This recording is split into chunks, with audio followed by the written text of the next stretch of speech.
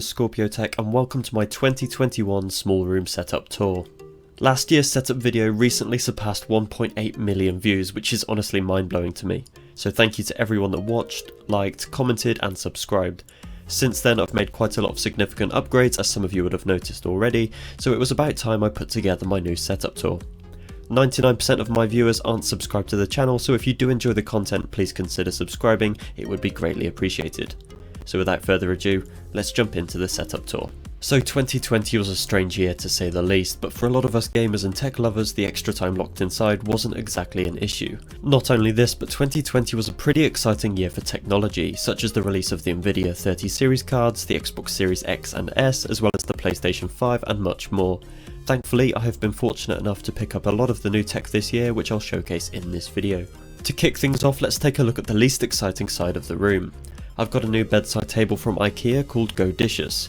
It's a spacious, clean and relatively cheap unit costing just £35, and I think it fits my room very nicely. Moving on, we have an IKEA Cacti, the Atomtech 3-in-1 stand for phones, smartwatches and AirPods. On there I've got my AirPod Pros, an old iPhone 6s Plus that I use for notifications, and my Apple Watch Series 3, which is still going strong. Moving further to the left, we have an Amazon Alexa and the beautiful Orky RGB touch lamp, which I would highly recommend. As with everything in this video, I will link as much as possible down in the description. As some of you may have noticed, the bed has also changed. This is the Bergamo bed from Benson's for Beds in the UK, which arrived just a couple of days ago. It looks infinitely better than the wooden bed that I had before. I'm also going to throw in a link down there for the duvet cover as well, because why not? And would it even be a Scorpio Tech setup tour if I didn't show off a soft as heck Sherpa throw if you want to feel extra cozy in the winter months. For those of you that know me, you won't be surprised that I've run a 12 meter Nova Stella RGB strip around the bedside table, both sides of the bed giving an underglow, around the TV and the shelving, as you'll see shortly. But before then, let's move on to a more exciting area of the room, and that is the console gaming setup. I've been lucky enough to get my hands on both the PlayStation 5 and the Xbox Series X, but because of their much increased size over the predecessors, some DIY was in order. Unchanged from last year is the battery powered spotlights. I have colour coordinated for Xbox games, movies and PlayStation games. I do love them, but they require 3 AAA batteries each, and they eat through them incredibly quickly. The PlayStation 5 Disc Edition is set up on the right hand side of the Locken 9 Cube shelving unit from B&M in the UK, and has plenty of space to breathe to avoid overheating. Because of the width of the Series X, I had to cut some wood to use in conjunction with some L-shaped brackets to make a shelf for it to sit on. Although it looks slightly peculiar, I'm actually very happy with how it all looks together. Taking a look on top of the unit, for the Xbox side I have a Cacti and a Master Chief Funko on top of a Samsung HWK450 soundbar with the subwoofer directly under the bed. In the centre we have the PlayStation Icons lights, which I would definitely recommend, and on the right side we have another Cacti and a Spyro Funko Pop to represent the PlayStation side of things. I've tried to keep things as clean as possible whilst also adding some personality to the room, but as I said before, I'm pretty happy with how this area of my room is looking now. The TV also remains unchanged for now. This is a Samsung 55-inch 4K, which looks absolutely fantastic in my opinion, but as it's a few years old now, it's no longer available to purchase.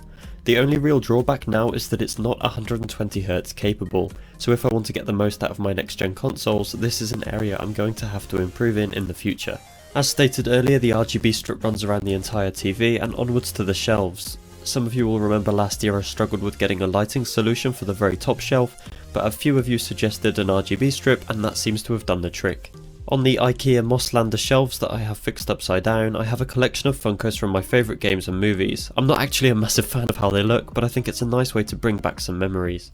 Moving down past the IKEA artificial plant, we have another new piece of tech. This is the Devoom Pixu Max. It's a 32x32 pixel art display, which has a bunch of functions such as a clock, games, and a plethora of user created pixel art and much more. This is definitely one of my favourite new additions. I have a video covering this product as well as many more shown throughout this video on my channel with more in-depth reviews, so make sure to check those out. Also on top of the PC we have the Nintendo Switch. I have it plugged into my PC monitors to allow me to quickly play it on the bigger screen whenever I feel like it.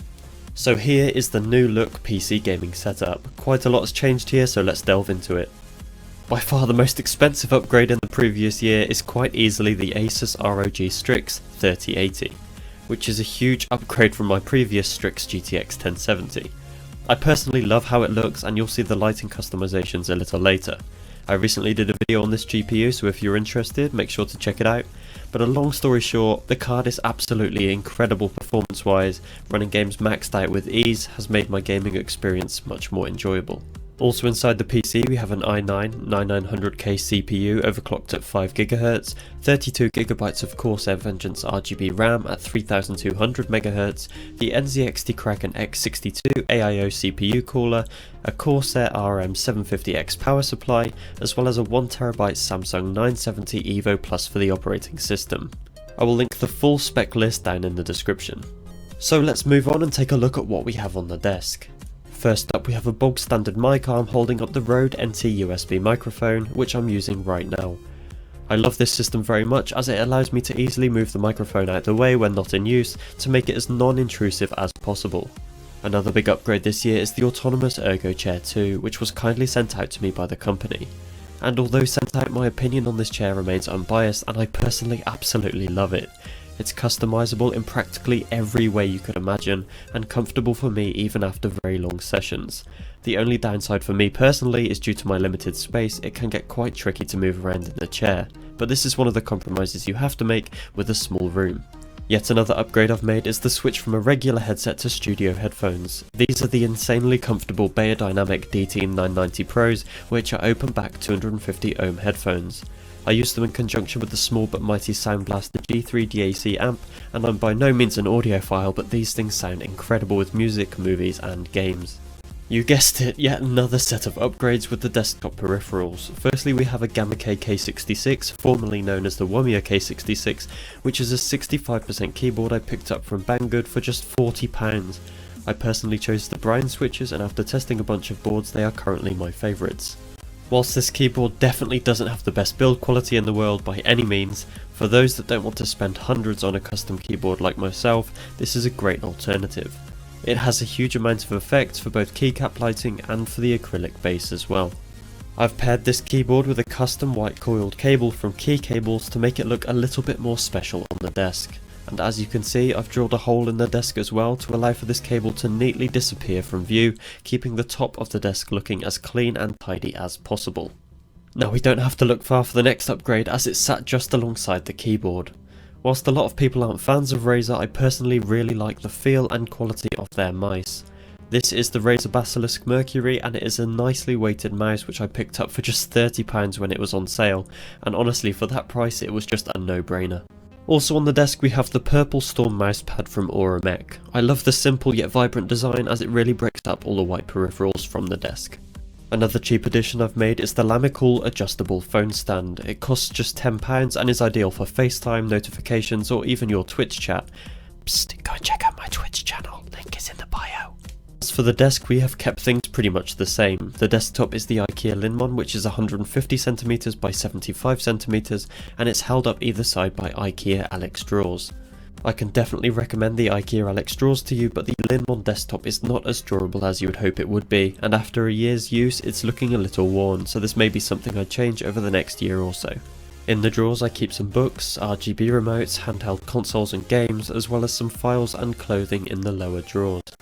Now a question I get all the time is where do I keep my clothes, and whilst some of it is kept in the lower drawers, unfortunately I have to use a closet which is outside my room to store the rest.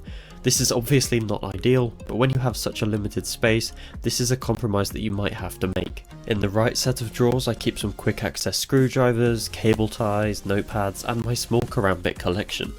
And underneath that we have what I like to call the controller graveyard for the previous generation and no longer functioning controllers. Now let's take a look at another new addition I've made on the desk. I've upgraded both monitors since the last setup tour and I'm incredibly happy with my choices.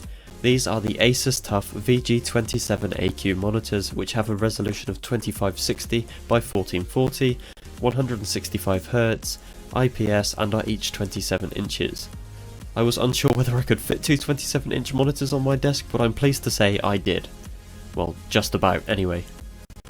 After upgrading from 24-inch monitors, I have to say I think 27 inch is the perfect size for gaming and general use. Having two monitors is extremely useful for me, especially when editing, streaming and just generally multitasking. I don't think I could ever return to just using a single monitor again. As you can see, I have the right side monitor facing directly towards me and centered on my sitting position, with the left monitor at a diagonal to me for ease of viewing.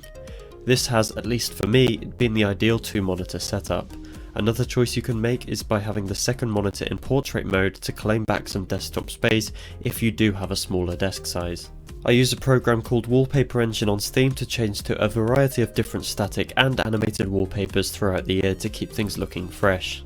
Now I'm going to quickly go over how I change the feel or theme of the setup in just a few clicks.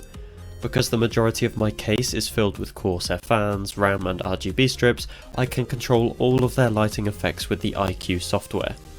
As for the motherboard and GPU lighting, I can use the Asus program called Armoury Crate to adjust those to match the theme.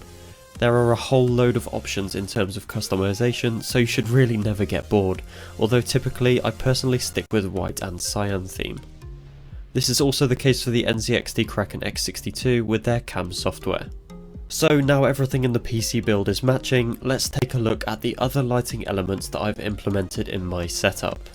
Still, one of my favourite purchases of all time is the Nanoleaf light panels. They make a plain wall into something quite special. The app is fantastic and you can customise them in practically any way you can imagine. They are extremely bright, vibrant and sleek, and I think they would make any setup more appealing. Another one of my favourite Nanoleaf features is the screen mirroring. Once connected to your PC, you can have the Nanoleaf react in real time to what's on your screen, making for a very immersive experience in movies and games. Sticking with the lighting theme, the absolute best bang for your buck light strips right now are from Govee. They have a range of amazing light strips which can be controlled via your phone, Alexa and Google Home for a very reasonable price compared with the premium competitors such as Philips Hue. They are bright and the colours are very accurate, and I would really struggle to fault them at all. I have them around the back of both monitors and the desk to cast a nice glow on the back wall. Cable management is something I continue to work hard on, but there is always room for improvement. Underneath the desk I have a 1 meter length of D-line cable trunking available from Amazon or most hardware stores that allows me to run the mass of cables across without anything being seen from the front. I've also attached the power extension to the back of the desk, which means I don't have to run my monitor cables all the way across the back wall, keeping things as neat as I can. As I mentioned last year, it is extremely useful to have a box full of cleaning equipment and cable management tools. In here I've got screen cleaning fluid, microfiber cloths, spray dusters, spare batteries, cable ties, screws, tools, tape and much more that will come in handy throughout the year. I'd also highly recommend getting yourself a pack of anti-static brushes to help you properly clean your PC and keyboard. Moving back over to the desk, my monitor stand I purchased is called the Levolta Dual Monitor Stand, however this no longer seems to be on sale. The good news is that there is a new product called Bondtech Dual Monitor Stand which is the exact same build as this one, so I will link that one down below for you instead. For £30 you can easily hold up to 27-inch monitors like mine without having any tilting or alignment issues, at least that's from my experience so far. For the long running watchers of my setup tours, can we get some Fs in the chat for the bonsai tree and the Venus flytrap that are sadly no longer with us. Luckily I have managed to raise these three beauties without any health complications so far. So that wraps up the 2021 setup tour. I really hope you enjoyed this video, and if you did, please consider subscribing and feel free to leave any questions in the comments section below. You can also join my Discord server or check my Instagram, gaming YouTube channel, TikTok and other social links in the description. See you all next time. Bye bye.